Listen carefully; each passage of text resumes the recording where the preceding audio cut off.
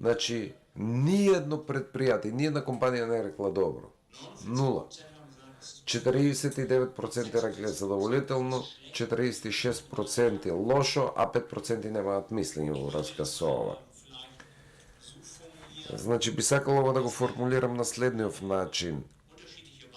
Имаме различна перцепција, бидејќи економијата е поделена на локални македонски компании, странски инвеститори и државата се јавува како економски фактор. И овде имаме различни перцепции затоа што македонските компании зависат, уште многу зависат од државата, од инфраструктурни мерки и слично.